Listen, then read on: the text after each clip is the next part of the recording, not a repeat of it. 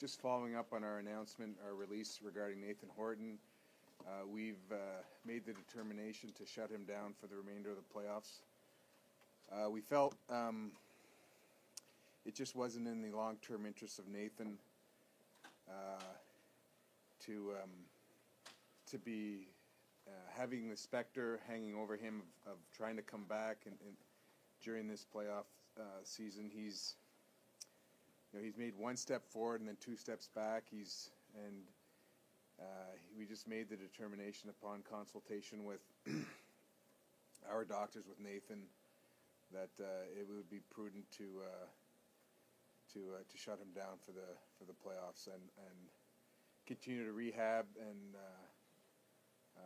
for next year. So I'll take questions. So did he have any kind of issues after that one day that he skated? I mean, are the symptoms still kind of there for him? Well, what happened in general, Joe, is that he'd be tracking, he'd be improving, and then he'd have some symptoms, and they weren't huge symptoms, but they would always come up at some point after 3, 4, 5, 6 days of positive stuff. So it was frustrating exercise for Nathan. It was a frustrating exercise for us because we've been through this rehab before with players, and I've seen all kinds of rehab patterns now, because usually you can see when the player has color and when he's animated, and now you think he's turned the corner, and then they have a bout of post-concussion symptoms, and they manifest themselves in different ways. And with Nathan, sometimes it would just be a fogginess, sometimes he wouldn't feel right,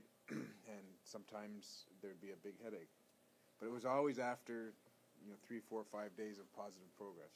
How instructive has it been, just as an organization, to have gone through the thing with Bergeron, thing with Savard, to now know sort of the protocol or how exactly you want to sort of treat these kind of situations? Well, it's been instructive, and I feel like an expert now.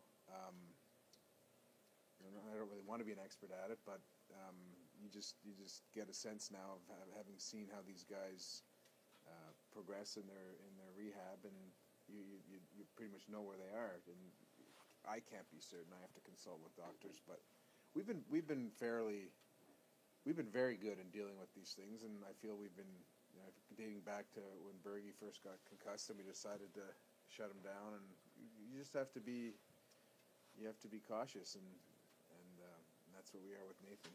Peter, I know with these types of injuries, every player is different, but are you confident that you will be able to return next year and be able to play?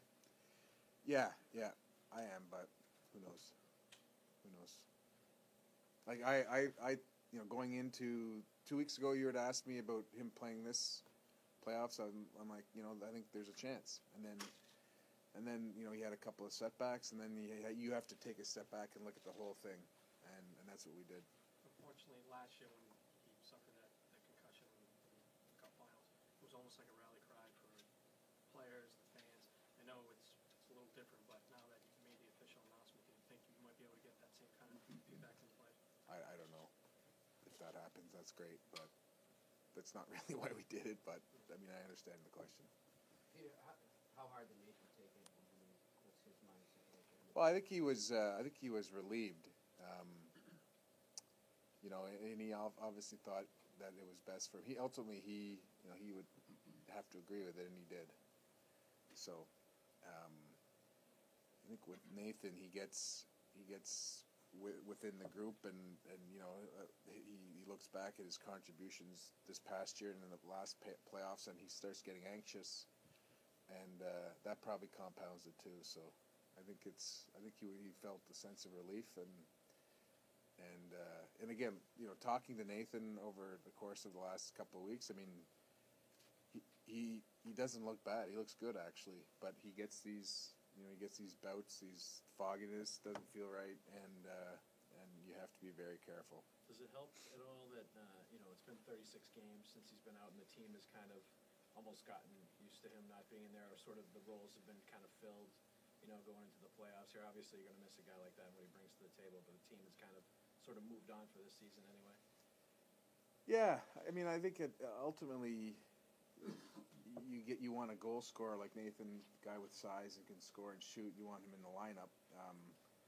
But our guys have adapted to change, and I went into the deadline thinking at the back of my head, boy, I better try and get somebody if Nathan doesn't come back, hoping and thinking that he would be back and deal with a oversupply of players if we had to.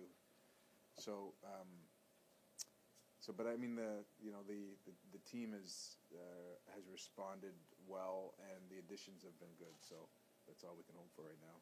Peter, is he going to